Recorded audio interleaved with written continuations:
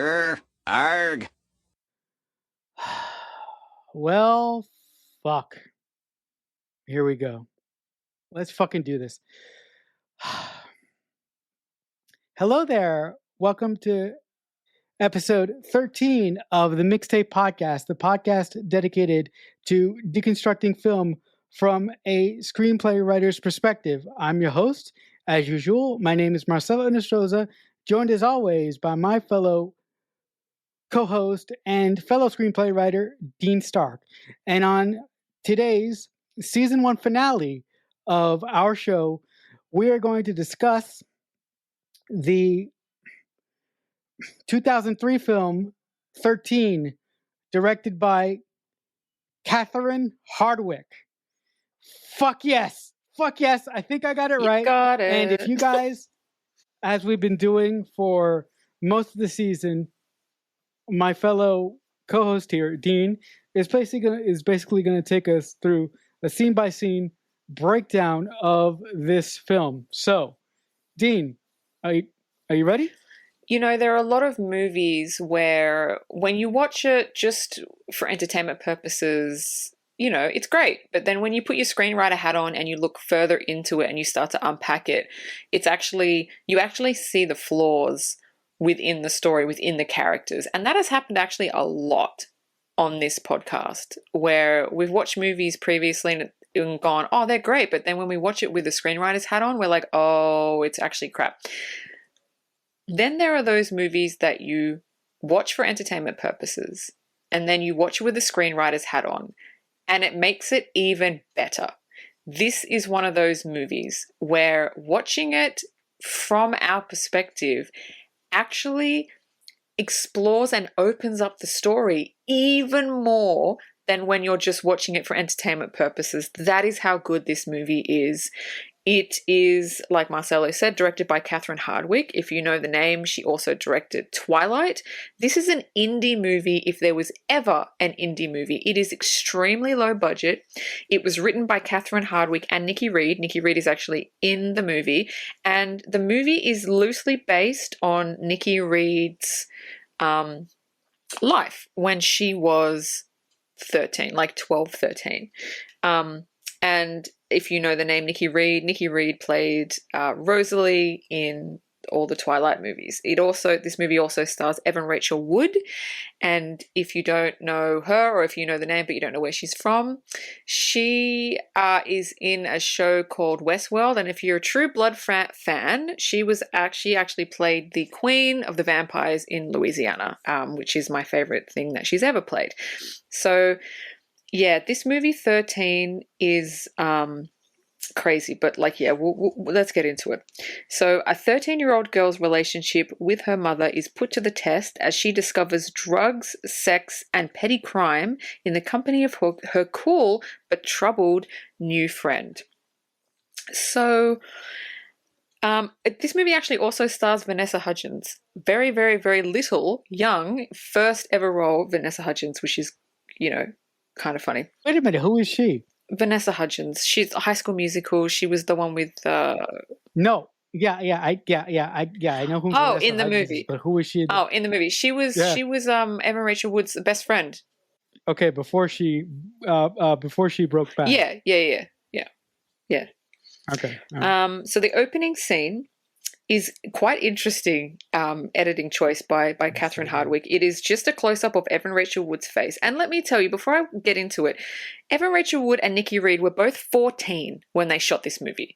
And the content in this movie is so full on that I don't even know how they managed to do it, to get through all of that at 14. Because usually in movies, they cast older to play younger, always. So it's never normally like, oh, there's a 13-year-old, let's just cast a 13-year-old. Usually they're like fucking way older, they just look young. But they're both 14 years old. So the opening scene is Evan Rachel Wood's face, and it's got this like hardcore, like alternative music, and she's smiling, and you don't see who she's sitting opposite, and she's like, hit me, oh my god, I can't feel anything, hit me. And you're like, what?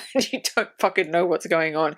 And then you sort of have a wide, and she's laughing, and you're like, why is she telling the person to hit her? And then you have a wide shot, and Nikki Reed's character, who's Evie, is sitting opposite her, and she slaps her, and then Everett was like, do it again, I can't feel anything. And Evie is inhaling something. It's like, I don't know what it is, like paint fumes or something. I don't know. So they're high as fuck, and you're just like, okay.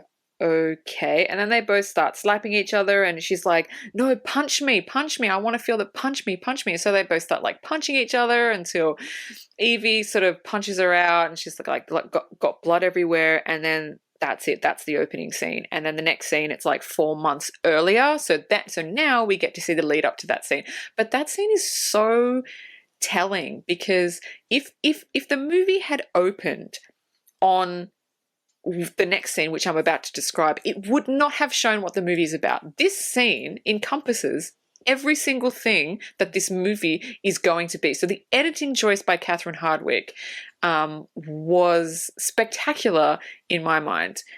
Any thoughts on the opening scene?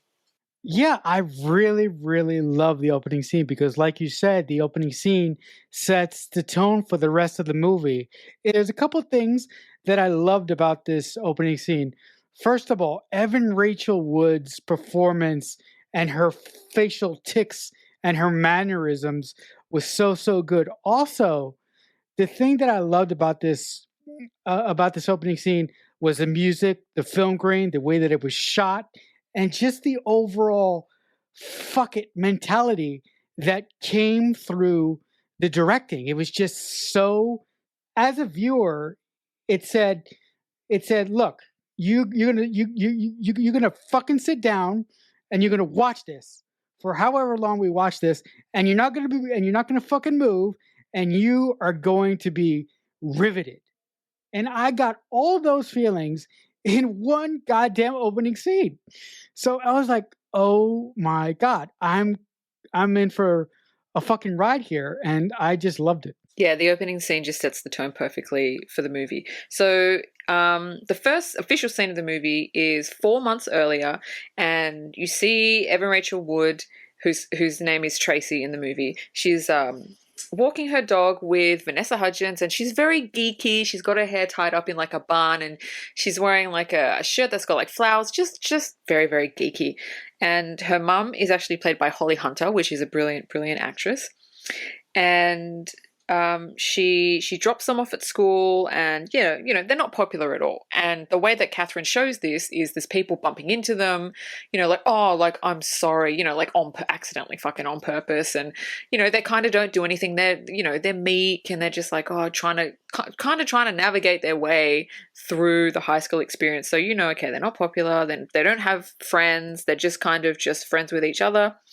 And then we get the introduction of Evie, who's played by Nikki Reed. Evie is the cool girl. Evie is the sexy girl.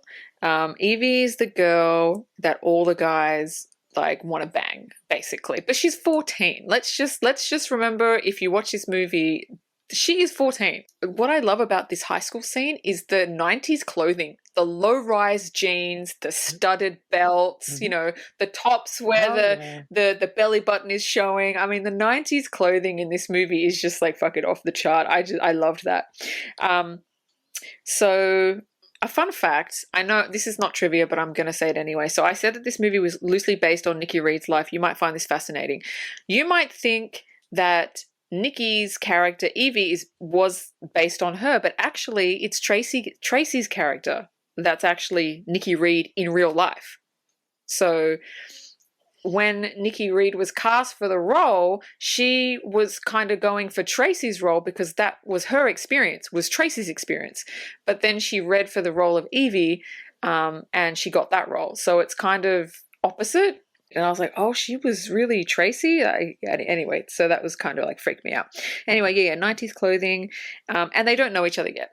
So in the opening scene, obviously they know each other. This is 4 months before, but they kind of don't know each other yet. Any thoughts on that lovely 90s high school scene? Yeah, the 90s aesthetic, from the genes, the way that these kids interact with one another, the way they push each other, the way they speak to each other, and the way the film is directed. It's got this dreamlike documentarian sheen to it that I really, really love that Catherine chose. Because in some movies, when you do that documentarian, fast cutting sort of style, it can get really, really annoying, and it can hurt the material that it's trying to drive home.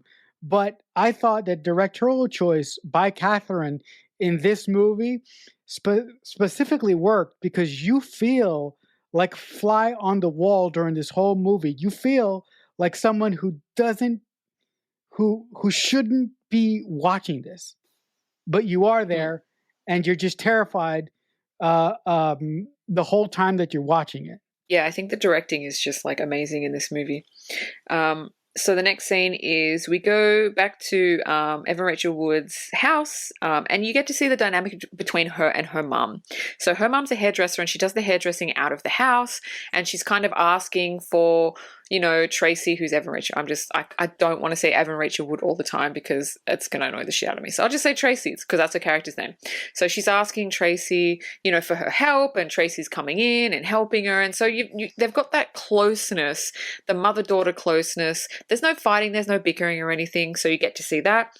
And then it's mentioned about Tracy's father, who's absent, who basically doesn't really give a shit. And the mother's, I found this really interesting. The mother's trying to make excuses. Like, oh, he didn't pay child support because he's got a new job because, and you kind of, it's the tip of the iceberg because most of the characters in this movie actually like have really, really deep backstories, including the mother, which you wouldn't think because it's not about the mother. But, she's making excuses for him and you're just like, oh, okay. And that kind of escalates later on in the mum's backstory, which is why this movie is so fucking deep. But anyway, I like how that's set up. The mother-daughter relationship is set up. The absent father is set up.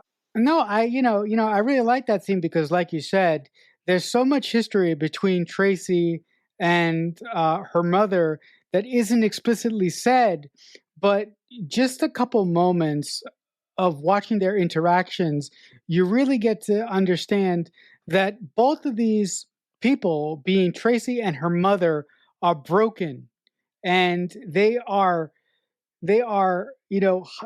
shoving down feelings of love, loss, and regret, and all this stuff is going to come bubbling up to the surface in this film. And I just love the way that, as a screenplay writer, I love the way that Nikki chose to do that. Oh, I really love the subtle hints to what is going to happen. So the next scene, we're at school and Tracy's just minding her own business, and then the cool girl walks past her and looks at her socks and starts making fun of her socks. Oh my god, where'd you get those socks from? Oh my god, those socks. And her socks are just I mean, they're not cool socks, they're just fucking socks, right?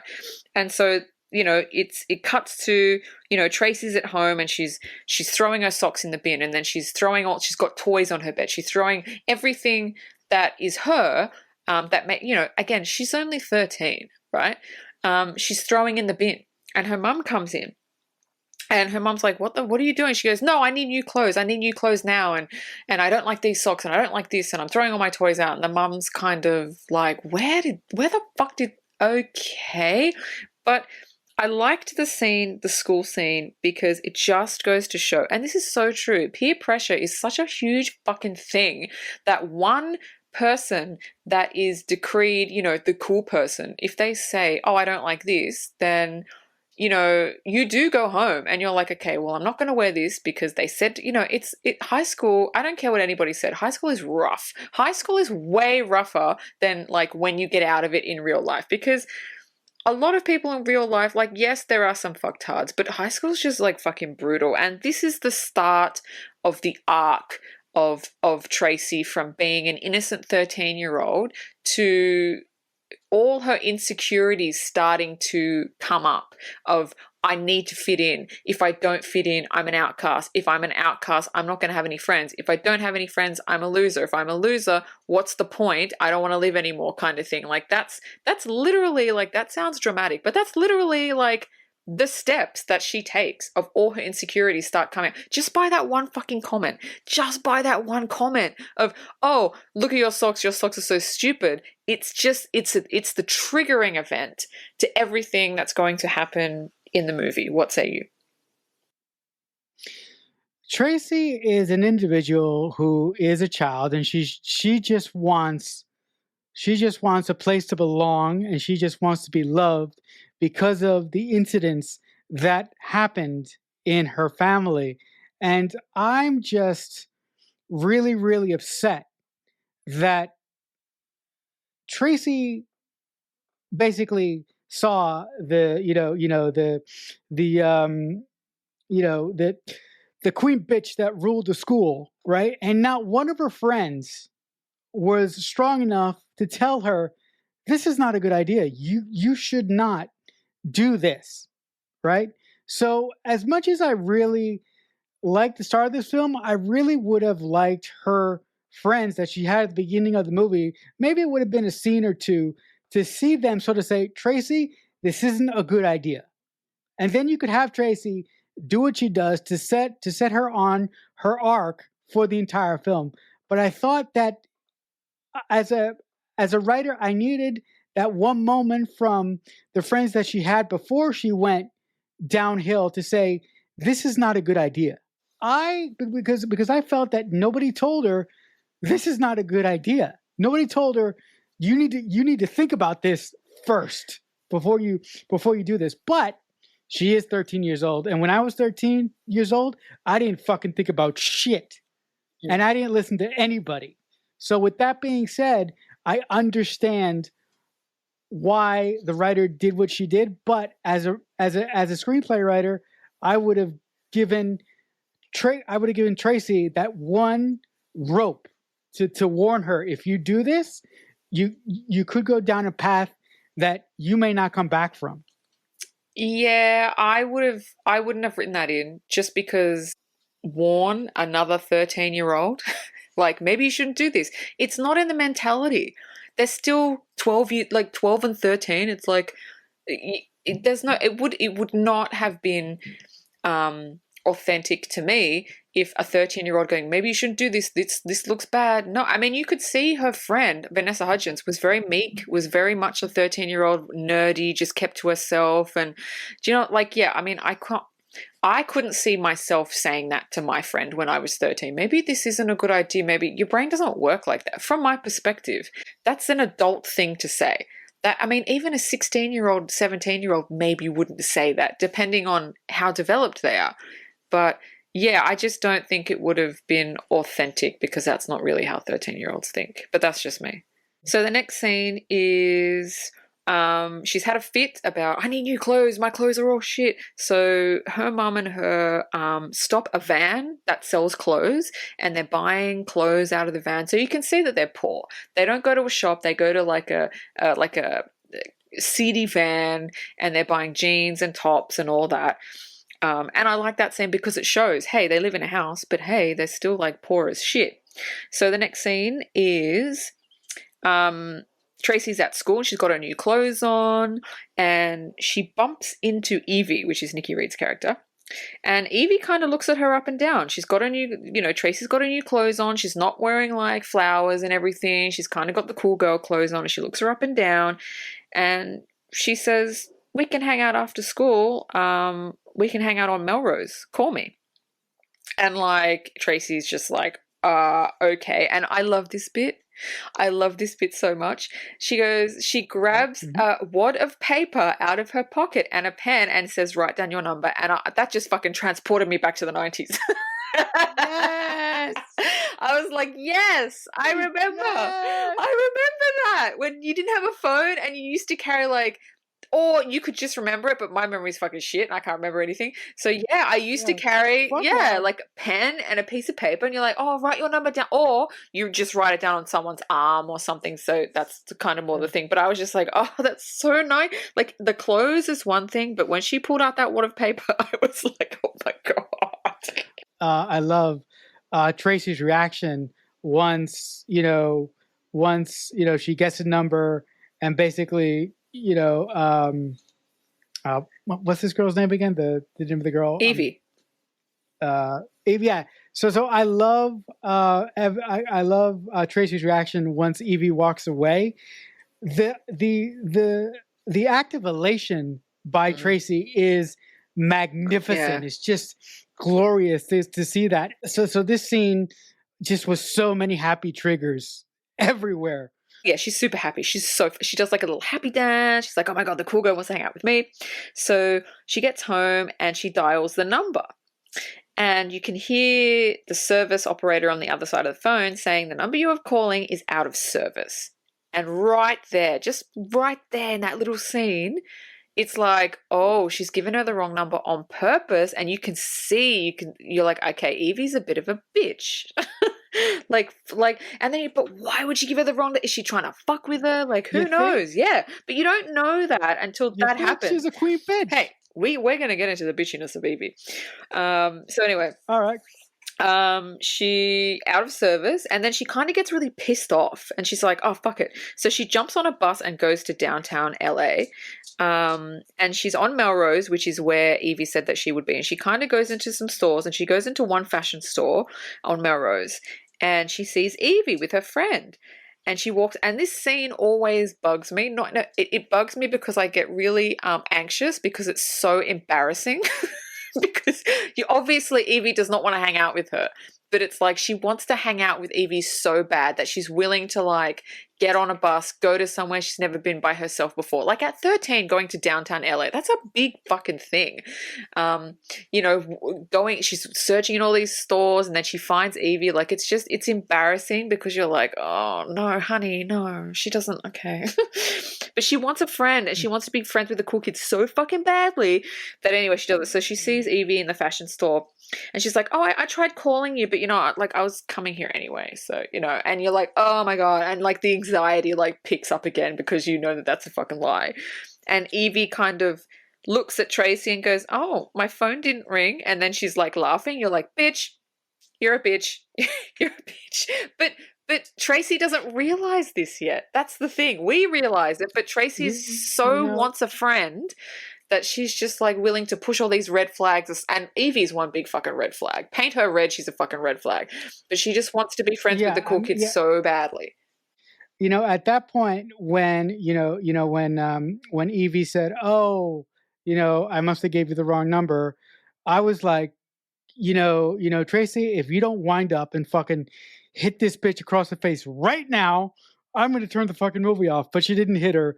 And it's understandable because Tracy is so broken from her home life that she, like I just said, she needs the love that she perceives that she didn't get because of issues with her mother and her real father, which we'll get to.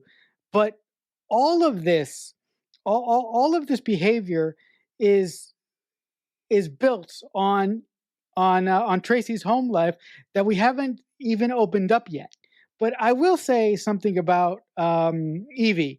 Evie is a fucking first class bitch, and she is someone who enables individuals. Yes. On the surface, on the surface, at first you're like, she fucking has no soul. This doesn't, as a screenplay writer, this doesn't make sense because she just does shit. But as Tracy and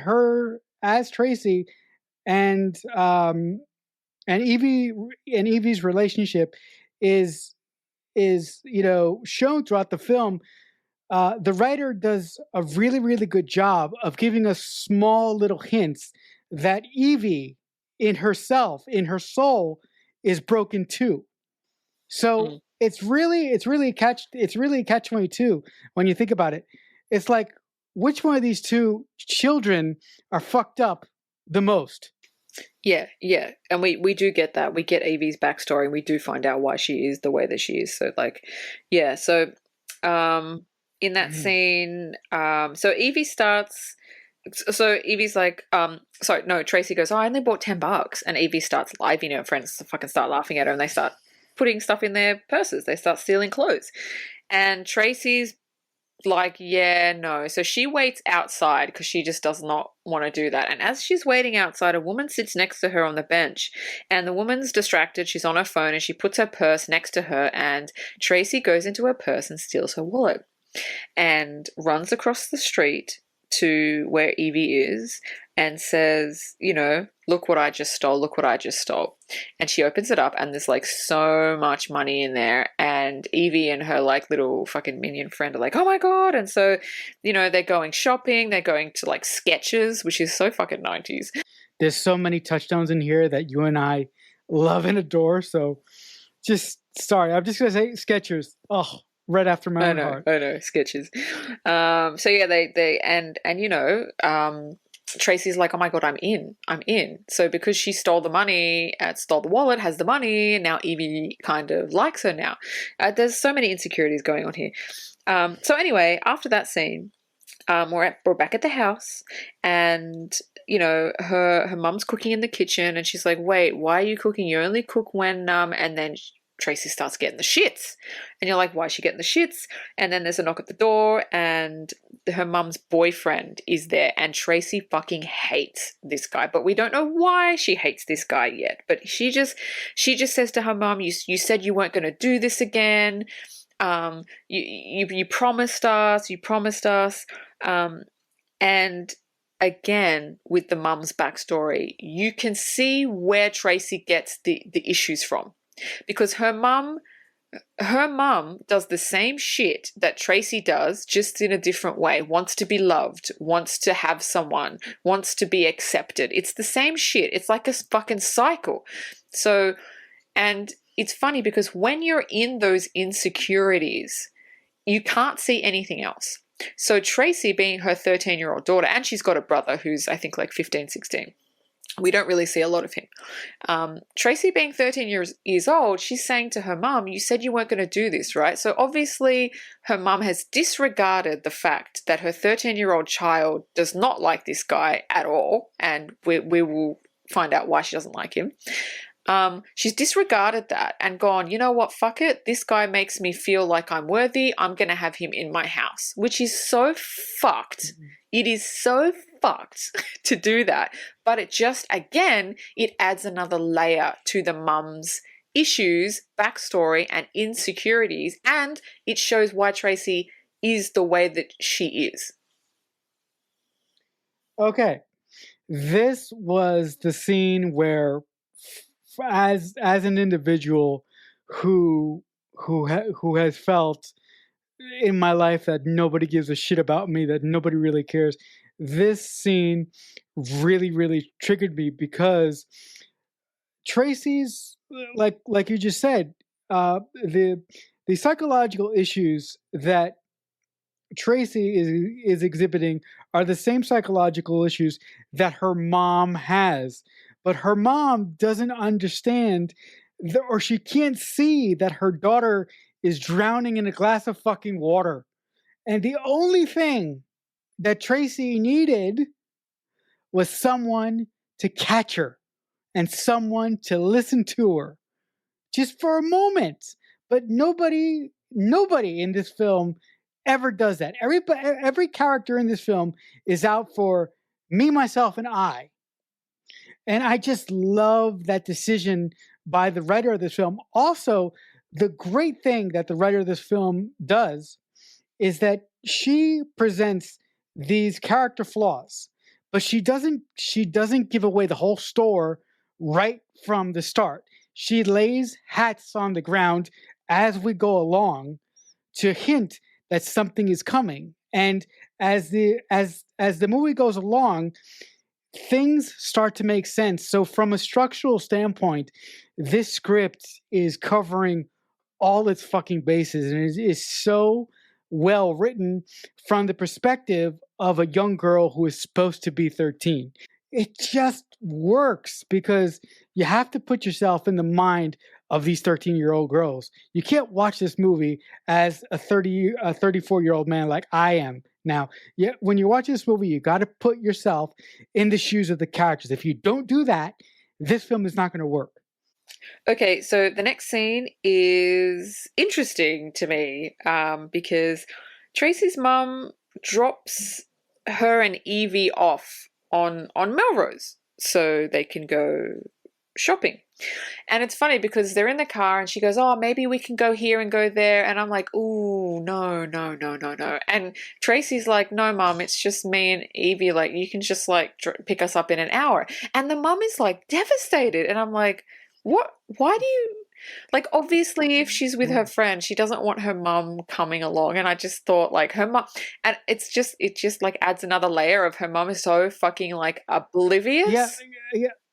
No, but the other thing that I love about the way that Holly Hunter plays this role is because of her baggage, which we haven't got to yet, which is great screenplay writing because it's anticipation. But if you're paying attention, you could pretty much guess what the hell it is by now. But the other great character thing that Tracy's mom has is her mom. Tracy's mom doesn't have a fucking spine. Tracy belittles her mom to the point of breaking and even past that. And the fact that her mom didn't stand up for her once in this film until the last pivotal scene, which is heartbreaking and is the best scene in the goddamn movie. But the fact that the writer of this movie built Tracy's mom without a spine is just great because that was another device to lead Tracy down her path. Yeah, exactly. The writing of Holly Hunter's character is like, it's just as good as the writing of like Evie's character arc and no, not arc, she doesn't really have an arc, and Tracy's character arc. But it's funny because Holly Hunter's character is like, oh, I have to call your mom to tell her like where you are and blah blah blah. And in my head, I'm like, oh, I hate it when parents do that. Fuck, oh, I gotta call your mom. It's like, oh, shut the fuck. I don't know. It just annoys the shit out of me. It's like, just let them go. Let them go have fun for an hour. No. Anyway, and she's like, oh, okay. Evie writes her number down. She goes, oh, Brooke, she's my guardian. She's not my mum. My mum and dad are not in the picture anymore. And it's like, oh my God. And then she gets on the phone and she's calling Brooke. And I'm like, oh, just leave them fucking why? Oh, fucking, I don't know. I'm not a parent. Maybe it's different if you're a parent. But the next scene is funny. Hold that thought. The next thing is funny because Holly Hunter's character walks into the fashion store where Evie and Tracy kind of trying on clothes. And she's like, oh, Evie, you're not allowed, your guardian says you're not allowed to be in Melrose without supervision. And Evie's like, well, you're here now. And Holly Hunter's like, yep. And I'm like, oh, imagine a mum being there with you and your friend when you're 13. Oh my God, fuck off. Fuck off. Why do mums have to call other mums just to make sure about this? Listen, if you're a parent and you don't know where your kid is, it's not, I'm going to sound like a total dick. It's not my problem to be calling around people's parents. Oh, she's with me, blah, blah, blah, blah. Like, no. I mean, look, this is before mobile phones. I get that, but I don't know. That scene always shat me. It's like, oh, just let them play for an hour. You're going to drop her at home in an hour anyway. Like, does it matter? No. Tracy's mom is the case study for a fucking helicopter mom. It's these types of moms that create really insecure adults when they grow up and make mistakes of their own. So that scene really fucking distressed me and really pissed me off. The fact that Holly Hunter's character couldn't trust her daughter for even one fucking hour was like, are you fucking being serious right now? Oh, yeah. And you're surprised what's going to happen later on. Well, you almost deserve this. Okay, well, she didn't deserve that, but she brought it. What is going to happen to her daughter in this film? In a way, she brought it on herself. Yeah. And her daughter. She's not the best model for a healthy, mother. So the No, next she's scene, not. we're at Tracy's house, and she's sitting outside with Evie and some other kind of like cool kids, and I'm doing that in air quotes, cool kids. And Vanessa Hudgens' character walks up, because she just lives across the road, and Tracy's kind of like embarrassed, like, oh no, not her. Even though this is her friend, but she's not cool enough to be in the group. Like, I don't want to be your friend anymore because you're not cool enough. And she kind of gives her the cold shoulder, which is kind of, I mean, yeah, it's unfortunate that people that have a need and an insecurity to do something or be somewhere or be someone will literally step over anybody and everybody to achieve that. Even people that have been by their side their entire life. And a lot of people do that, even like adults. And I just find that so sad. I just find that so sad. Anything to say about that? No, well, yeah, I do agree with you. It's really, really sad, and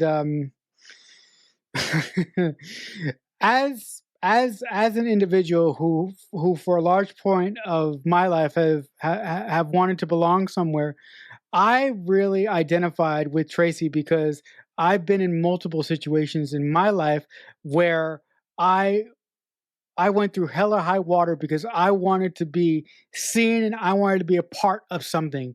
But you know what? When I was there and when I got what I wanted, it wasn't as satisfying. That scene just broke me because I'm like, girl, you don't need this. You need to learn to stand up on your own two fucking feet. I never wanted to be a part of their clique. I was like, no, no. I was more happy just doing my own thing. I never wanted to be popular. I never wanted to hang out with people I never wanted to No, hang out with. It was not something that I strived no, for. I was, look, did, did people think I was weird? Yes. But did I want to change myself because of that? No, I didn't. I was just like, well, it's just me. no. I mean, no. I mean, as I was watching this movie and as I was seeing the horrible choices that Tracy was making in the back of my head, I was like, and you're gonna like this. I'm like, Dean would never fucking do this. Dean would never fucking do this. Dean will never fucking do No, this. never. So I'm like, why the fuck are you doing this? For the love of Christ, heaven and Almighty, somebody, for the life of me, somebody just had to sit down with Tracy and goddamn sit her down for a single fucking moment and tell her that everything was going to be okay. But the Mm. fact that nobody did that, just it look, it aggravated me to no end because I am a semi-functioning adult. I'm not perfect. I got cracks all over my self-esteem, but just it broke me. It broke me. It broke me. I'm sorry. Go And it ahead. only is going to get worse. So we're not even into like the bad stuff yet. So the next scene, Evie starts selling drugs to other teenagers. And so that's another layer upon her character. And you're like, oh, okay. Who knows where she gets them from? Maybe her stepmom, her guardian. I don't know. It's never said. I don't really care to know where she got them from. And then the next scene is they're all high as Um, fuck. It's her, it's Tracy, it's all the kids at school, and they're laughing and they're playing in the sprinklers and they're just fucking. I don't know what they took, but they're all high. And then Tracy gets home and she's high still, and she sees the boyfriend there, and then she starts like getting the shits, and then we get a flashback of why she doesn't like the boyfriend, because the boyfriend is a crackhead. And you're like, oh, and then you think, oh my God, the mother is letting a crackhead into the house with her 13-year-old daughter. What the no. fuck? Like, what the fuck? No wonder Tracy is fucked up. Like, what? You're gonna take, basically what her mother has done and is said, my crackhead boyfriend is more important to me than you. That's what she's getting. This is what Tracy is getting. And so and again, it adds another layer to the mum's character, and you can see why Tracy is kind of the way that she is. Yeah, so anything to say about that? You probably do. Yeah, that that scene I just loved because that flashback really told the audience that, for lack of a better word, Tracy's mother is a recovering drug addict of some sort, and for her to pick her own child over this recovering crackhead individual is just unacceptable. So no matter how you slice it, it's just a shitty fucking deal. But again, I love the way that the writer sort of gave us hints to Tracy's mother's story and how Tracy's mother's story ultimately bleeds into her own daughter's selfish, whacked out behavior and why she does what she does. That is the mark of a good screenplay writer, when you can make your secondary characters affect your main characters in an organic way. That is screenplay writing 101. And if you can do that, you have my fucking attention. Yeah, it's beautifully written, and it just shows her mum has huge worthiness issues and needs to be loved, which is basically exactly the same. It's a vicious cycle. It's because monkey see, monkey fucking do, right? So anyway, the next scene, Tracy's so fucking upset and pissed off because it's not the fact. It is the fact that he's there and that he was chosen over her, but it's also her mum lied to her. It's like, you lied to me. Like, that's a huge thing for a 13-year-old. Like, that's huge. So anyway, Tracy goes into the bathroom and she grabs like some scissors and it cuts from there. So you don't know you kind of know what she's doing, but it doesn't show anything. And you're like, oh, okay. But that comes back later on. So after that, it's the next day at school. Tracy struts into her classroom the next day. She's late. She doesn't care. She's got full makeup on. Her hair's done. Like a total 180 from when we started out the film, when she was like a kind of like a nerdy geek. She's got new clothing. She's got a smart ass attitude. The teacher asks her a question and she just fucking has like a attitude. It's just like complete, like it's like the transformation is fucking complete from nerd to like bitchy cool girl, doesn't give a shit, doesn't want to do her work. Like, it's like, did you feel like that was the scene where it was like, okay, like, mission complete? I was actually thinking of some Mina words. I was like, oh great, so now you've really become the thing that you've wanted all along, but you don't realize what this shit is going to cost you. Exactly. So the next scene, we are at a tattoo parlor in Venice Beach, I think. And Evie's there and Tracy's sitting in the chair and we think she's going to get a tattoo, but then Evie's like, oh, you should get your tongue pierced because Evie has her tongue pierced. And of course, when you have attachment issues, all you want to do is you want to be that person. You don't want to be yourself anymore. And you can see through this movie that Tracy just scene by scene loses herself and just becomes Evie. Like, you even see them dressing the same. Like, they look the same. The hair is the same. Everything is the same because she wants to be friends with Evie, but she wants to be Evie. And she just tries, it's hard. It's difficult to watch because you know that people out there do that. And it's like, oh no, just be yourself. But, anyway, so you'll find this funny. So she's going to get her tongue pierced and the guy there is like, you don't see it, but the guy there's going for it. And then Evie turns around and lights up a cigarette. There is no fucking way that you would be allowed to smoke in a tattoo shop.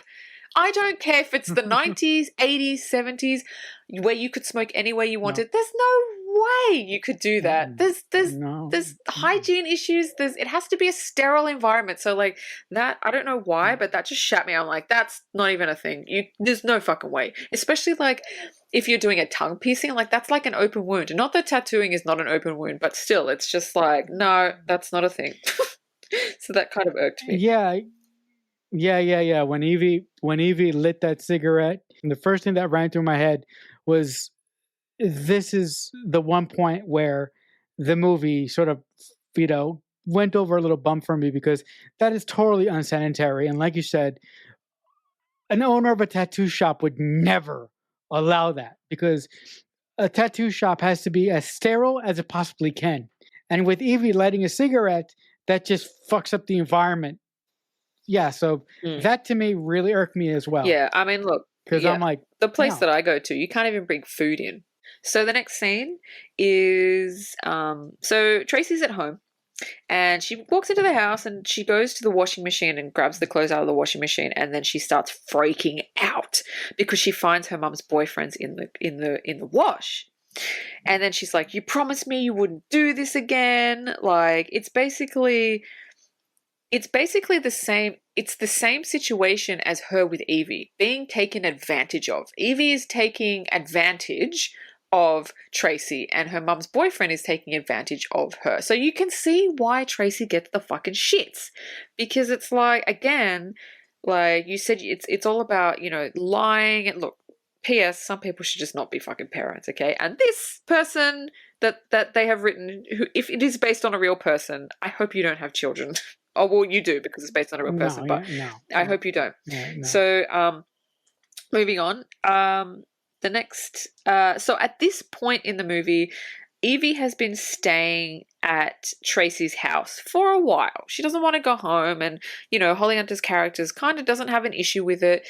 So she's been staying there for a while, and Evie says that her guardian isn't home because her mum, Holly Hunter, says, look, maybe you should just go home for a bit, because she can kind of see that Evie's not a good influence, but it's only a little bit. Like it's not there yet. By the end of the movie, it's kind of there, but it's not. She kind of has a suspicion that Evie isn't, because Evie's so nice. You know what you're like around parents. You're nice, you pretend, you're all that. She doesn't realize how bad of an influence Evie is, but she's kind of starting to get it now. So she tells her to go home, and Evie says, "Oh, her guardian isn't home. She emailed you." And in the 90s, barely anybody had impossible. well, it's not impossible. That's when like emails came out, and like even Holly Hunter's character was like, "Oh, I don't check my emails," because nobody checked their emails back then, because email was not like, only a few people had email. So I find that interesting that she says emails, not phone call, but emails, knowing that this is how manipulative Evie is, knowing that her mum would not check emails because nobody back then fucking check emails. And so Evie kind of bats her eyelids and goes, "Oh, Mel, I hope it's okay that I'm here." And she's kind of fucking turns it on. Listen, I would be like, "No, get the fuck out, go home, you're not my problem." Exactly. Like, she can see the influence she's having over her daughter, right? And then Evie starts telling a fucking sob story. Oh my God. These are I used to know manipulative people, and they do that. When they think they're losing a fight, they interject with a sob story just to get your sympathy. Obviously, that never worked with me because I know you manipulating pieces of shit. So anyway, she starts telling a sob story about her guardian's boyfriend. "Oh, Brooke's boyfriend, he hits me. He hits me." And I'm just like, oh my God. And the mum is so fucking stupid. She believes her. Oh. And I'm like, no. Oh my God. Oh, sucks ass. Fucking sucks ass. I'm like, oh my God, this mum is so fucking oblivious. Anyway, what are your thoughts on that before I move on? At this point, like you, I just wanted to box Evie's ears and just say, but I just wish that Holly Hunter would have grabbed Evie and said, "You need to go home and you need to get the fuck out of my house because you are dragging down my child." Yeah. And the fact that she didn't do that just fucking shit me to no end. There's your word. See, you are having an effect on me.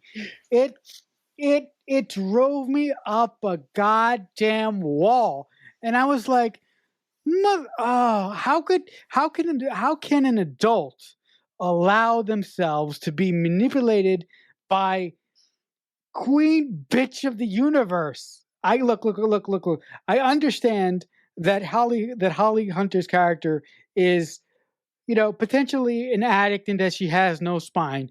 But even people that have no spine, at some point, they hit fuck it and they do something. Even if it scares the shit out of them, they do it because they have to. And that was the moment that I'm like, if Holly Hunter's character would have taken Evie and thrown her the fuck out of her house, this movie would have been way different. It's true, but Evie is so smart the thing is with people that manipulate other people, they don't manipulate everybody. They have to choose very, very carefully. Can they manipulate this person? Can they do it to this person? And they pick. So with everything that Evie has seen with Tracy's mum, she knows she's weak-minded. You can only manipulate weak-minded people. She knows she's weak-minded. She knows if she bats her eyelids. Like, she fucking knows. People that manipulate people are fucking smart because they can pick. She knows how to work it. They can pick if it's going to work on certain people and if it's not going to work. So she's obviously seen enough of Tracy's mum to know that it's fucking going to work. But from my perspective, I'm like, oh my God, this mum is so stupid. Anyway, so the next scene is we're in Tracy's room. And they're trying to pierce her belly button. Now, Evie already has a belly button piercing, and obviously Tracy wants one too because she wants to fucking be Evie. I'm going to say something, but then you're going to continue because I'm going to say something and then I'm going to say it again when you stop talking about it. But I'm like, okay, if you want to pierce this woman's belly button, you need to heat the needle first. I'm like, ah! But go ahead. Yeah, well, clearly they're 13. They have no fucking clue what they're doing. And obviously it fucking goes to shit as like, obviously, like you can't do that shit. And you have to fucking sterilize it. Like, it's ridiculous. Anyway, there's like fucking blood everywhere, and her mom and her fucking stupid oblivious mom is like, is everything okay in there? Oh yeah, everything's totally fine.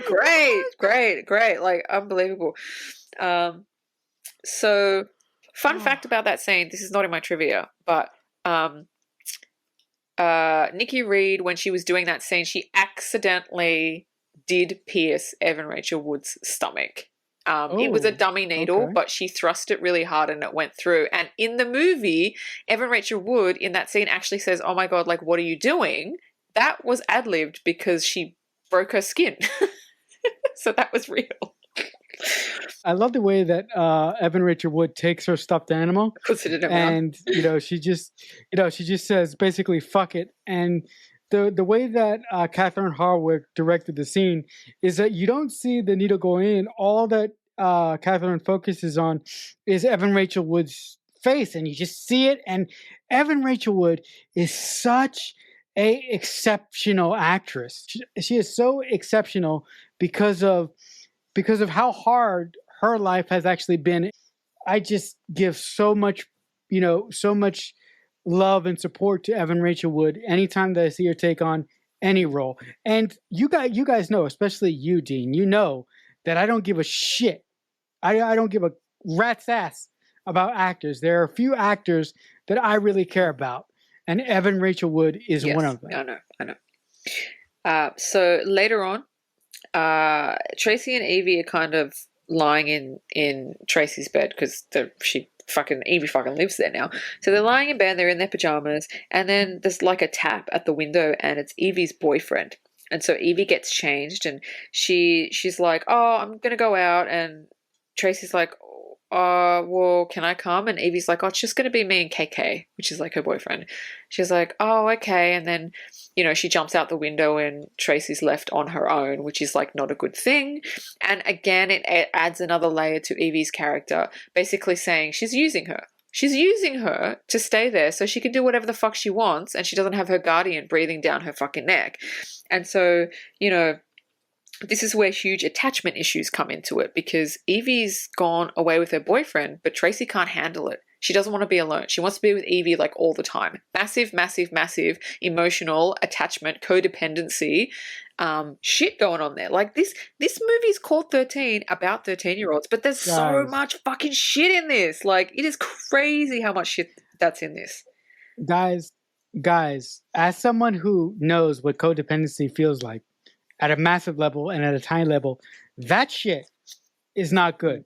To move to your point, this film is presented as one goddamn thing, but the script for this film has so many fucking layers and so much fucking subtext, and it's so fucking goddamn good.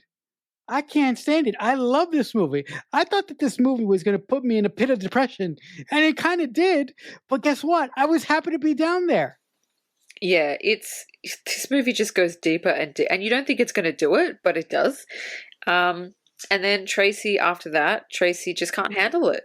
And she goes to the bathroom, she grabs scissors, and now you see what she does with the scissors. She starts cutting herself.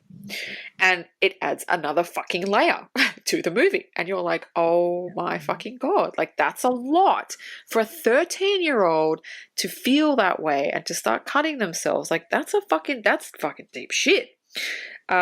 So the next scene is we finally visit Evie's house. And we finally meet her guardian, Brooke. And Brooke is a washed up model, and she's just like, you can see the house is messy. She doesn't really acknowledge Evie when she comes in. She lets Evie drink beer, which is, she goes, I'll just have one, then you got to do your homework. But she doesn't really care. Like, you can see she doesn't give a shit. I mean, it says a lot about her character, and it says a lot about how Evie turned out and why Evie is the way that she is. And so she kind of goes, she leaves for work, and that's it. Like, she just hire Evie and then she goes. So you can see that Evie spends a lot of time on her own, and she doesn't feel loved, and we don't know where her parents are. Her parents left, and so she's got this guardian that kind of just has her just to fucking have her, doesn't give a shit about her. And you're kind of like, oh, okay, so we get where Evie's kind of shit is coming from. So Evie spends a lot of time alone with the guardian, and yeah, I feel like from Evie's point of view, she just feels like nobody gives a shit about her, and so she has to act out. She has to do these things, again, like Tracy, in order to get attention, to get that love that she's not receiving. But it's fake, but that's what she's getting. Yeah, in a way, Evie and Tracy are mirror images of each other, but with little flourishes within the mirror that is different. But they are the same person, and the way that they're acting is a direct result of the way that they have been, mistreated and mismanaged in their own lives. And as entertaining as it is, and how and how interesting, as how captivating this film is, both acting wise, directing wise, and just as an audience member wise, it is so hard to watch, but it's so goddamn entertaining, because everybody in this world has known people like this. So when you watch this movie, you take your own personal experiences and you project it onto the characters that you're watching on screen. And that makes it even more effective, and that enhances the experience of the film that you're watching.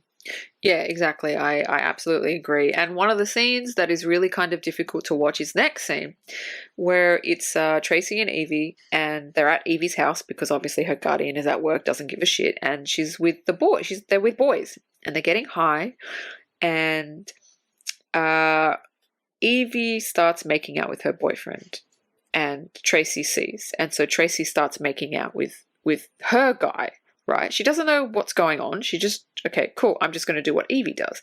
And then Evie straddles her boyfriend, and then Tracy goes, oh, okay, I'm going to do that. And everything Evie does, Tracy follows. And it's just like you said, like a mirror image. And you just feel so bad, because she's 13 years old. She has no idea what sex is. She has no idea what she's doing. She has no idea what she's getting into. And it just makes your heart just fall, because it's like, oh, you want her to get out of it like so badly. And then, she's just watching Evie. What's she doing? Oh, I'm going to do that. Oh, because she just has no fucking clue what she's doing. She's just copying her.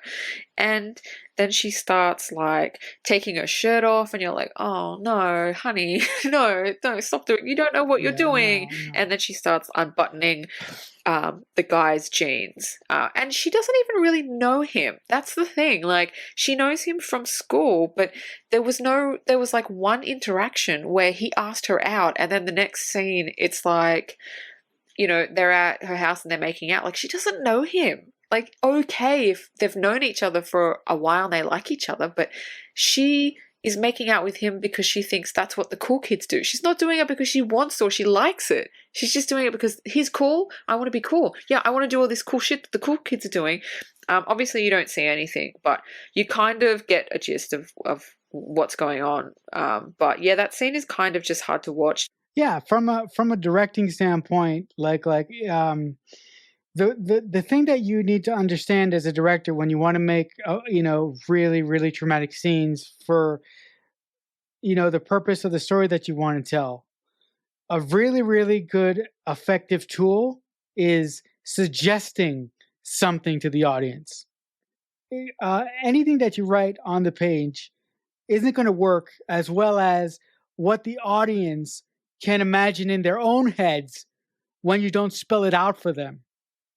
And I think Catherine did a great job of that, because when Tracy, is the guy's unbuttoning his pants, the only thing that Catherine does is she does a slight pan up to the guy's eyes, and it just goes black, and it's over. But so many things run through your goddamn head in that moment that just is terrifying and disturbing. The other thing that I don't know whether you noticed or not, may not have noticed this, but Tracy actually took a hit of crack cocaine before she shot out the guy. Did you notice? No, that? I didn't notice. The blue pipe that she was lighting. Yeah. That was a crack pipe. I didn't even notice that at all. Yeah, that was a crack pipe, so that's not good either. No, that's not good. And the next scene is even worse, I think, if it could get worse. By the way, if this movie was made today, they would have totally showed it. They would have totally fucking showed a 13-year-old having sex. No, to be honest, I don't think a movie like this would be made today. That's true. Because I think Hollywood is so, and this is going to make you happy. Hollywood is so fucked up and so broken that Hollywood today doesn't have the fucking balls to make a movie like this, because they're so concerned. I'm going to take this out. This is just for you. Oh. They're so concerned. Oh, all right. No, I know. I'll leave it in. But I'm just gonna be a little lighter.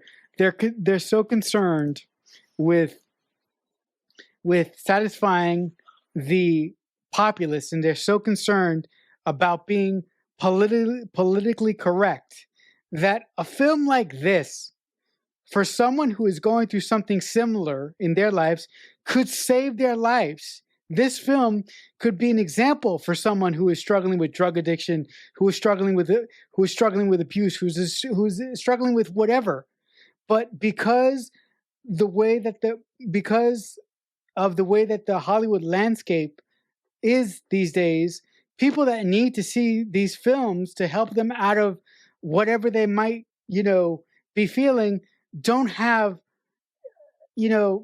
access to these films anymore, because Hollywood doesn't want to make people uncomfortable anymore. And Hollywood doesn't really want to say anything real anymore. And it's just a shame. There you go. Did you like that? I love that. I love that so much. That actually gave my heart a little bit of a skip. But you know what? They would make 13 today. I think that they would. But you know what they would do? They'd give Tracy superpowers. Oh, that. So the next scene is, to me, kind of even worse than the last scene. We go to, so Evie and Tracy are kind of hanging out outside the house, and they see Tracy's brother's friend who lives next door. He goes into his house, and Evie's like, "Oh, who's that?" She's like, "Oh, that's Luke. That's my brother's friend." She goes, "Oh, let's go have a look. Let's go see." So they go to his house and discover that his parents go away for 6 months of the year. He's by himself, and he's about, he looks like 17, 18. That's how old he looks. But it's never said how old he is in the actual movie. So, Evie starts, being all sexy and doing a sexy dance. And he's like, wait, what? Now he knows Tracy is his brother's little sister. And then Evie starts kind of making out with him. And he's like, no, no, no. Because he's like, no, like, you're jailbait. I don't want to do this. And she's like, no, just, get into it. And you can see Evie's just like, she's just fucked. So she pushes him on the couch and then she's like, come on, Tracy. And then Tracy comes and then, like, they basically try to have a fucking threesome with him, right? And they're 13, as if Tracy knows what a threesome, like, she's just doing it because Evie goes, yeah, let's just do it. She has no idea what she's getting herself into. So that broke my heart even more. And then a couple of minutes into it, he just freaks out. He's like, no, get the fuck out of my house. Get the fuck out of my house. Like, he realizes, no, I'm not doing this. Like, get the fuck out. And then Evie gets the shits and Tracy's like all embarrassed. Look, that whole scene was just embarrassing to me. Like, it was embarrassing, Yeah, but it was just like, oh, why are you doing that? Yeah, I think that scene really doubles down of how much of a broken individual Evie is and how unfixable she is and how unforgivable her behavior is. And at this point I felt sad, and I felt really sad for Evie, and I felt bad for Tracy. But the thing that set me on fucking fire and made me want to chop up Evie as a character and put her in a goddamn woodshed. Again, guys, I'm not talking about a person. I'm talking about a character. What she does later on made me want to just say, fuck it. You bitch of a character. You can just go to hell now and die. I don't care. Yeah, just only gets worse. As if this movie couldn't get any fucking worse. So the next scene, it is Tracy, Evie, her mum, and her mum's crackhead boyfriend. They're all going out to the movies. So it's funny because Tracy goes in and out of moods, which is normal for a 13-year-old. She hates him one day, she likes him the next day, she's confused, she doesn't know what to do. I'm sorry, to interject here, but do you think that Tracy is suffering from a little bit of bipolar disorder? That hasn't been diagnosed, that hasn't been diagnosed? I don't know. I feel like she's very emotional, and I feel like she just goes with whatever she's feeling for the day. Like, if she wakes up and she feels shit, she fucking hates everyone. And if she wakes up and she feels good, she fucking loves everyone. I don't think it's bipolar. I just think as a 13-year-old going through what she's going through, she doesn't know who she is, and she can't get a hold of her emotions, and she's not mentally developed enough to understand her emotions. So I think that's really what's going on, is why she keeps switching. She could have bipolar. She's not. Yeah, she is nowhere near mentally stable for the shit. Yeah, exactly. So anyway, they all go out to the movies, and the mum and the boyfriend want to see a different movie to Evie and Tracy, and so they buy tickets to, the different movies, and the mum and the boyfriend go in and they pretend to go to their cinema, but they don't, and they kind of run out, and they're kind of gallivanting on Hollywood Boulevard. And can I just fucking say something? Hollywood Boulevard is one of the most seediest places I have ever been in my entire fucking life. And for 13-year-olds at night to be running around Hollywood Boulevard, it is full of silly people. It's full of drugs. It's not. Yeah, I didn't like it. I did not like Hollywood Boulevard at all.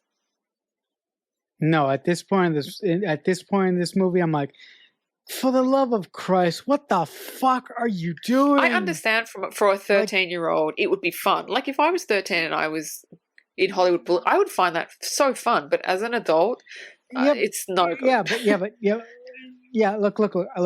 Look. I understand. We've already established that Tracy cannot process what is happening to her at this point. But do you think that there is a monicum of herself that for a split second in her head, somewhere deep in the recesses of her soul, do you think that there was a piece of her that wanted to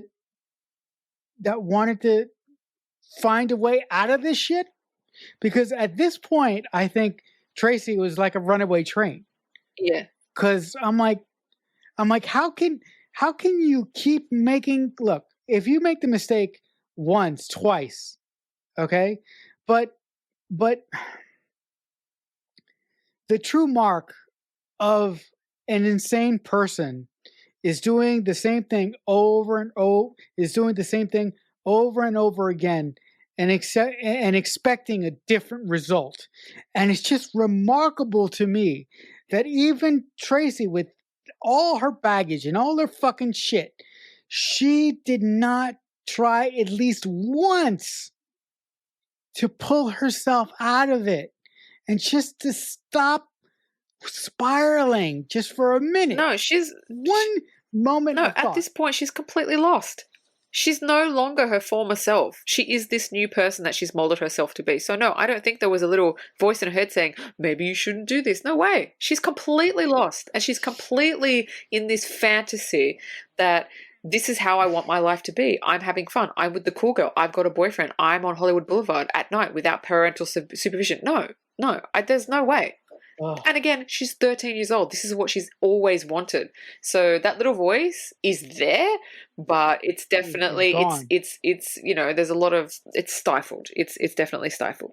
So anyway, it's bye-bye. So they're on Hollywood Boulevard, and they see the boys that they were with the other night, and then Evie tells Tracy, "Look, can you go get us some Cokes?"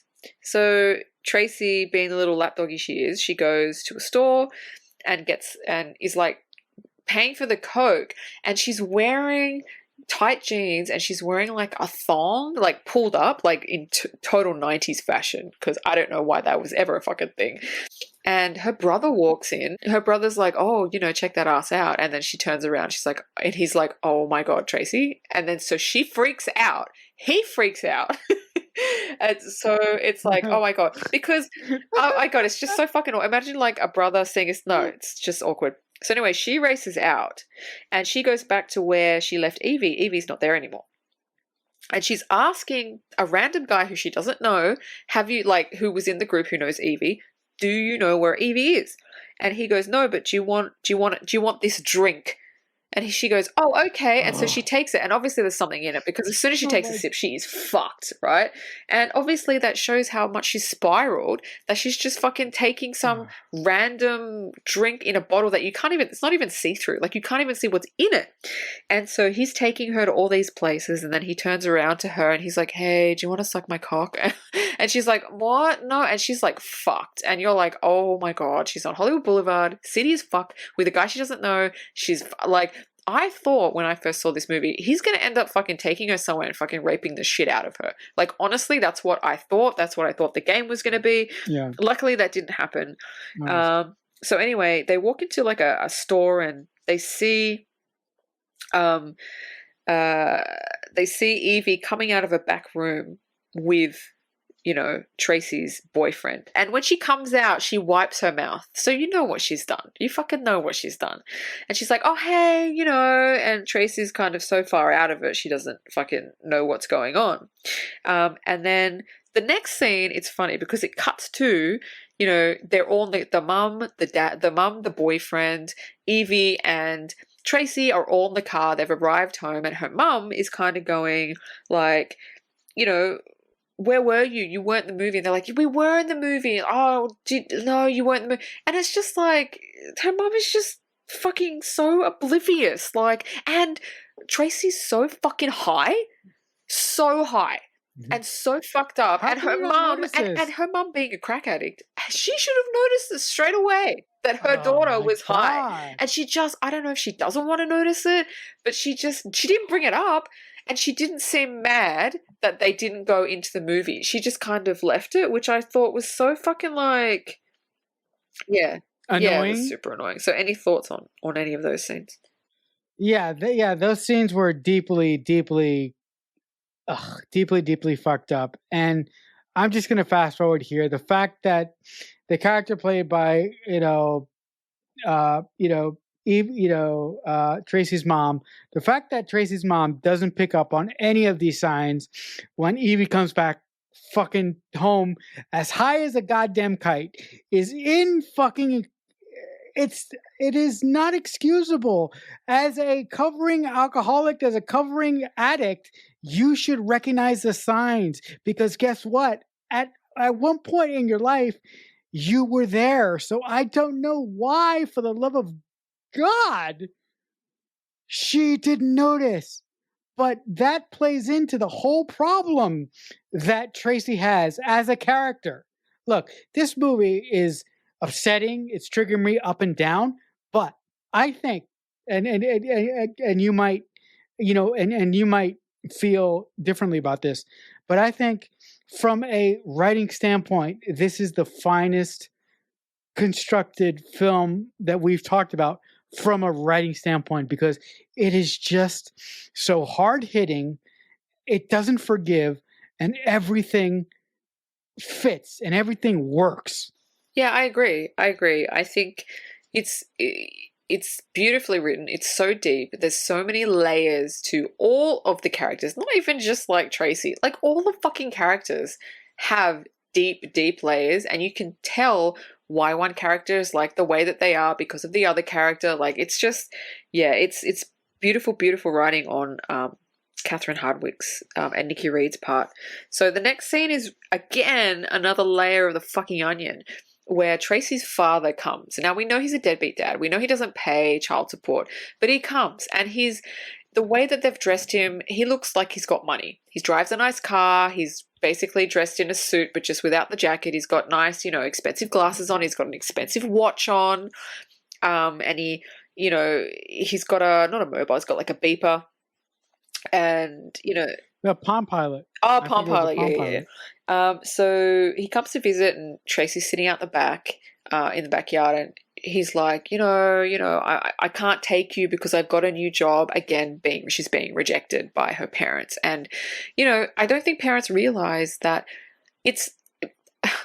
Look, I don't know what it's like to be a parent, but from a child's point of view, when a parent says that, you feel rejected and you feel like you're not important, and that child will take that into adulthood. They will, and the parent doesn't realize that at that point you are actually fucking your kid up. So he says, oh, I can't spend time with you because of work, but yeah, all she's hearing is I'm not important. As a look as a parent, I am not fit to be a parent. I will probably never be a parent in my life, but as an individual who for a large part of my teenage years and well into my adulthood, I never felt like I was seen. I never felt that I was truly, truly loved. And all I ever needed from one of my family members was for them to sit me down, for me to talk to them, and for them to tell me that they were proud of me and that they were proud of the person that I was becoming. But I never got that vis-a-vis all the problems that I had in my young 20s, and that I'm finally starting to put to rest in my 30s. But it's for that reason that the way that Tracy's character was written really speaks to me, because I see Tracy in myself. Yeah. Still to this day, I'm still not perfect. I am at a much better place, but I'm still not perfect. Yeah, and her dad keeps saying, I need this job, I need this job, and then he's like, you know what, fuck it, I'm not going to take the job, I'm going to stay here. And it's a manipulative tactic, and to get the other person to say no, go, and that's exactly what she does, because again, she's got a parent that is manipulative, doesn't give a shit about her, and so he's like, oh, okay, then I'll just go then. Like, knowing that he shouldn't and picking his job over his daughter, it's just like, again, it's another layer to why she's so fucked up, why she doesn't feel important, and why she's so codependent on Evie, because she thinks Evie has everything. She thinks Evie is perfect, and she wants to be like Evie. So the next scene, Tracy and Evie, they go into Tracy's mum's room. And they're like, oh, we need to ask you. They're like holding hands, and they're like, oh, can Evie live with us full time? And you're thinking, oh, fuck it, please no, please fucking no, please tell Evie to fuck right off, please. Please open your fucking eyes. Yeah, you think so? And then the mum goes, oh, okay, I'll think about it. And I'm like, oh, you are so weak. You are so fucking weak. I couldn't believe it. And then the next scene is the opening scene from the movie where they're like, hit me, oh my God, and they're laughing and they're high as fuck. That's this scene. So I don't need to explain what happens because we know what happens. It is the opening scene of the movie. So the next scene is, oh my God, this is so funny. the mum shits me more than Evie shits me because you think the mum should know better, right? So, Yeah, so the mum is talking to a friend and she's like, oh, I have to help her, like Evie, I have to help her. And you're like, what? She's been abused by No, you everybody idiot. she's ever known. And I'm like, oh my God, the award for the most oblivious mother fucking goes to this bitch. I cannot, why are you believing Evie's lies? Like, you are so fucking, and I'm like, oh my God. Like, how is it that the mother has not put together the fact that as soon as Evie came into Tracy's life, Tracy went downhill on a spiral? How does that not connect at all? How do you not see that Evie's a bad influence? Even if you don't see it directly, you still fucking know. Like, fucking open your eyes. Oh my God, that was so fucking, I have to help her. She's been abused. She's not been abused by nobody. Nobody. She's a manipulative little bitch, okay? And you're fucking playing into it. Any thoughts on that? You said everything I wanted to say. So the fact that Evie's Tracy's mom can't fucking see past the two eyes that she has connected to her fucking forehead, and to see that everything that the downfall of her daughter into this goth fucking queen bitch that she is now all started when Evie came into the picture. The fact that she cannot see that, the fact that she doesn't want to acknowledge that because she's just a shit character. She's just weak for purposes. Really, really shits me. But again, I want to sort of put away the rage for half a second because I feel that I've been raging for almost 2 fucking hours with this masterpiece of a film. But from a writing standpoint, that is just good fucking character plotting. That's good writing, and that's good fucking payoff. And what we're going to talk about here very, very shortly is the best fucking scene that I think I've seen all fucking year. Yeah, it is. It is. I mean, look, to the mum's credit, she does have her own demons she is battling. So she's not only battling her own demons, she's got to sort of like, battle her daughter's demons as well. And she kind of doesn't know what she's doing because her mum is like a former crackhead, and her mum is I mean, you see the mum through the movie, she is trying to hold it together. So she's not perfect. She doesn't have money. She does her best. And you see at the beginning of the movie, she did have a close relationship with her daughter. And I think she's just confused as to like how the hell things got so bad so quickly. But she is oblivious to the fact that Evie is the problem. Now, there's one problem I have with this movie, and maybe you can sort it out for me. It's the next scene. Okay. They go to, so Tracy, Evie and their mum, Tracy's mum, go to Evie's house, Evie's guardian's place.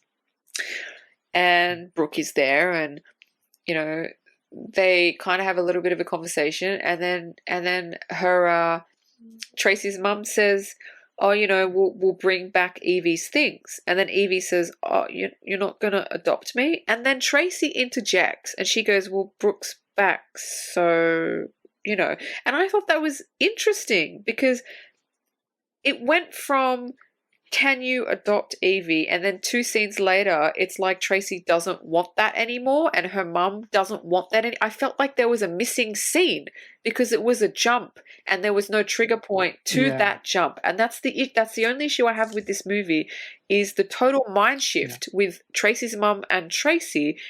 But it wasn't warranted at all. I don't know where it came from. No, from a script standpoint, it wasn't set up at all because there was no inciting incident indicating that mind change was going to happen with Tracy's mom and Tracy. But the only thing that I can sort of explain away as a writer, it doesn't work because we've already established that Tracy is not mentally prepared to understand what is happening to her. But with that being said, maybe somewhere, look, I acknowledge that this doesn't work, but maybe somewhere in the deep recesses of Tracy's mind, she was like, she finally started to notice it. And that's why Tracy and Tracy's mom did what they did, because they finally began to kind of acknowledge that there's a problem here. But again, that doesn't track, because Tracy's mom is a drug addict. She's dealing with her own demons, and Tracy is incapable of acknowledging what is being done to her as an individual, because she's too fucking young. Yeah, I don't give a pass for that scene, because that's the only thing in the movie that just didn't work for me, because like you said, there was no setup for it. There was no trigger point for it. So yeah, that's the only thing in the movie that irks me, and I'm like, oh, if you just put a little bit of a scene before that, it could have worked. No, what about but I just want to clarify. I don't agree with that either, but I'm just trying to give you options.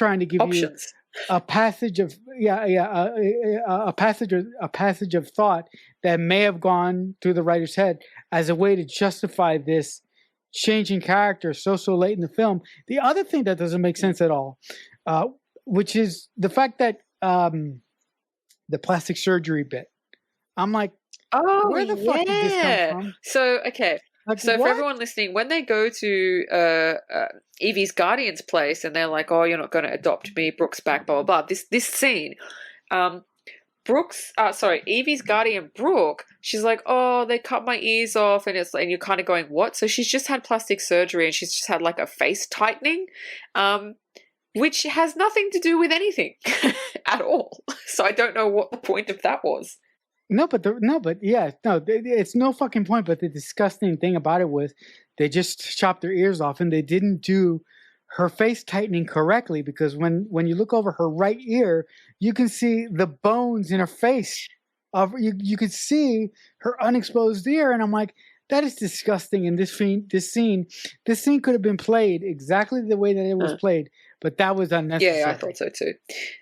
So the next scene after that, we're at school and Tracy's kind of walking outside of the school grounds. School's finished, and she sees a Jeep arriving, and Evie is in the back with her friends. There's somebody else. The boys are driving, and she's like, "Woo!" Like Evie's yelling, like, "Yeah!" And then another girl jumps in, and the Jeep drives off.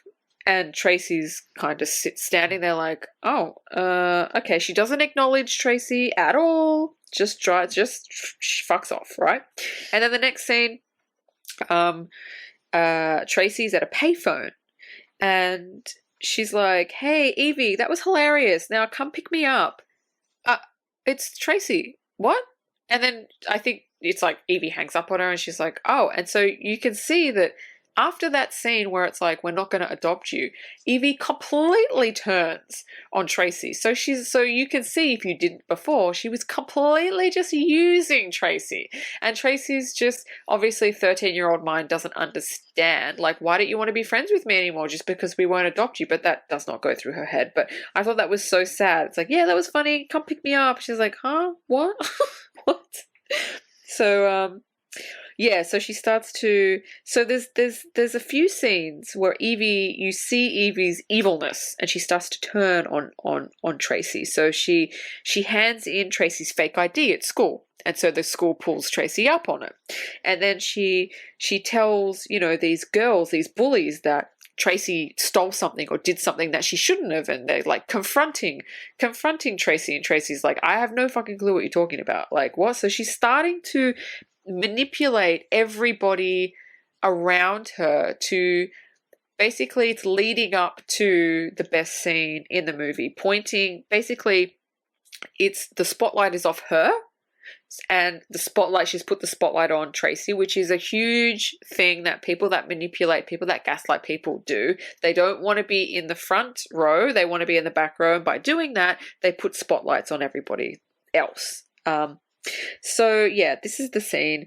Tracy comes home, and Evie, Brooke, and her mum are waiting. So it looks like just an intervention, and you know it's not going to be fucking great. And what has happened is Evie has shown the mum and Brooke all the drugs and paraphernalia that Tracy had hid all around her room, like in her stuffed toys, like her cigarettes, the cocaine, whatever drugs and shit in her room. Evie's just fucking outed her. And for no reason, right? Because Tracy had not done anything to really deserve this. She hadn't said, "Oh, I'm going to get you and your fucking little dog too." Like, she hadn't said anything. So the fact that Evie just did this for no reason just shows like how fucked up she is. And Evie knows that Tracy cuts herself. So guess what? She brings that shit up too. She's like, yeah, she cuts herself. And like her mum is just like fucking devastated. And Tracy's like looking at Evie like, what the fuck? Like, what? Like her face is just like, why the fuck are you doing this to me? And then Evie pretends like she's innocent and like it's fucking Tracy's fault. And then Brooke, Evie's guardian, is like, oh, your daughter's a bad influence on my daughter. And like, as a viewer, you're like, what? What the fuck? Are you serious? Like, this is how oblivious Evie's like guardian is. She does nothing about this kid. Nothing. And her mum, Tracy's mum, believes her. She believes that Tracy's the bad influence, which I find fucking hilarious. Your kid was a 13-year-old innocent, and then Evie comes into the picture, and it's like, oh, Tracy's the bad oh my God. And you just feel so fucking bad for Tracy. Like, so fucking bad. It is fucked.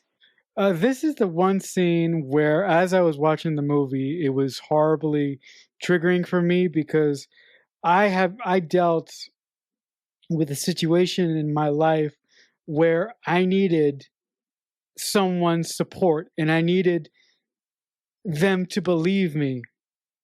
But what happened was basically I got framed for something that I didn't even do. And this person threw me under the fucking bus and didn't even consider my feelings. And I was left to rot for this. And I lost 2 years of my fucking life because of it. And no matter how much I still respect them and I love them as an individual, I will never forgive them for this. But with that being said, with that piece of vomit out of my brain, this is the moment where Evan Rachel Wood, as a young actor, said, fuck it, stand up and hold my beer. This is where I'm going to let all of you have it, and I'm going to knock all of you on your ass. Evan Rachel Wood's performance in this scene is amazing. So amazing. That's all I got to say. Why don't you bring us home? Yeah. So the next scene after that, so Evie and Brooke leave the house. And then, the mum, Tracy and her mum go in the kitchen and Tracy's just flipping out. And then there's this beautiful scene where, Tracy's just crying and her mum is just like, she's telling her mum to go away. She goes, look, I will go away anytime you tell me to, but not now. I'm not fucking leaving you. Mm-hmm. Like, you are not going to be by yourself with this. And I think at that point she realizes maybe my daughter isn't the bad person. Maybe it's Evie. I think it kind of clicks in and she actually at that point starts to be a mother and starts to do what a mother should. Great. And, Tracy's just wailing and screaming and just like for a performance out of a 14-year-old, like it's just fucking insane. And then they drop to the floor and Tracy's crying and her mum's crying and it was just like a full on, like it was full on. It was a lot. But it's beautifully acted by Holly Hunter and Evan Rachel Wood. It's beautifully acted. And you could just feel the pain that Tracy is going through because it's just like, oh my God, my best friend backstabbed me. She's not who I thought her. Every single emotion is fucking coming up. Every single like insecurity is coming up. And you just feel so bad for her. And it's just like, see, Evie's fucked. Like Evie is fucked and she's just like, oh my God. And it's like, now who is she? Like, who the fuck is she now? She's tried to be herself. That doesn't work. She's tried to be a cool kid. That's not working. Like, where does she go? Like, emotionally for a 13-year-old, that's fucked. That is actually fucked. And then the next scene is She's lying in her bed and her mum's kind of cuddling her. Her mum just does not leave her at all, which again is the first time that we see her mum being a fucking mum. Yeah, it's really great. I think I think the way that this final sequence was shot and choreographed with Holly Hunter basically suffocating Evan Rachel Wood's character with love and affection, and the way that Catherine shows that from a directorial standpoint is fucking amazing, because all of Evan Rachel Wood's characters shit just comes out of the floor. As a writer, I have dreamed about writing a scene like this, and it is the most heartbreaking but satisfying thing that I've seen all year, because despite everything that these two characters have gone through, I feel that the door is open for them to start healing and to finding a way back to each other. But guess what? It's up to them to get out of that fucking hamster circle and that fucking circle of the same shit. If they can find a way out of that circle because of this event, I think that they truly can heal.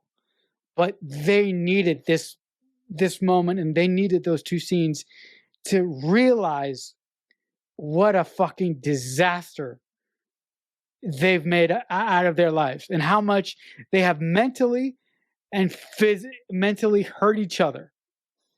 Yeah, I'll give you a little bit of trivia, which is not in my trivia about that scene, is Evan Rachel Wood was talking about this. She says she actually does not remember filming that scene. She said she was so emotional that she blacked out.